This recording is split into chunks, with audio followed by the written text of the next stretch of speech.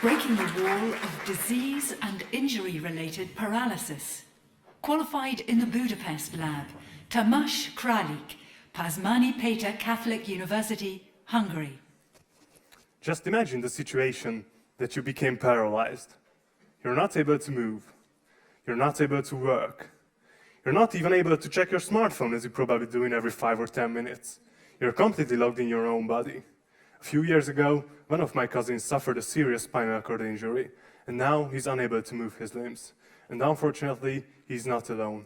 According to the World Health Organization, up to 500,000 people are suffering a spinal cord injury every year. Do you know how much is that? That's enough people to fill an entire football stadium, about 7 times. With my innovation, I'm aiming to make the life of these paralyzed patients better. I'm developing mobile applications that can be controlled without hands, but only by blinking. For this purpose, my application uses a NeuroSky EEG sensor. So when the user blinks, the sensor on his head detects it, and it sends a control signal to the application, where it triggers an application event. The first game I've developed is called Memory Blink. It's a memory training game, and I've created this application for a local folding walls lab in Budapest. In order to commercialize my idea and support further development, I've established the company Mindtech. There are no applications like that are available currently, therefore Memory Blink needs a whole new generation in application design.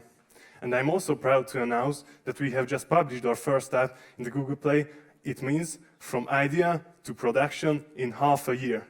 Beside gaming, there are many other possibilities. In the future, we are planning to create an Android-based operational system that is completely disabled-friendly.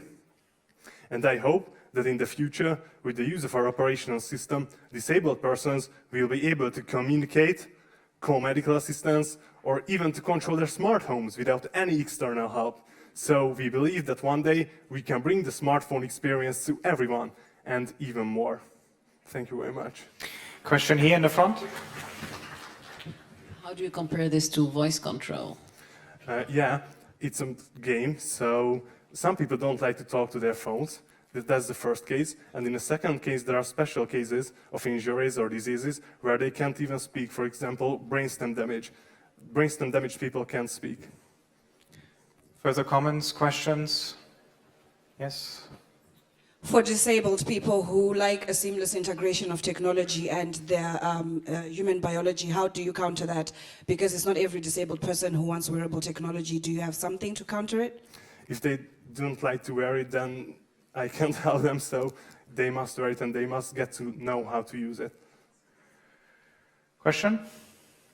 Any further questions? Yes, in the back. Over there. Quick. Any training period required? What is the training period that is required to be able to use it properly? I guess about 1 week, and then you get familiar with the usage of it.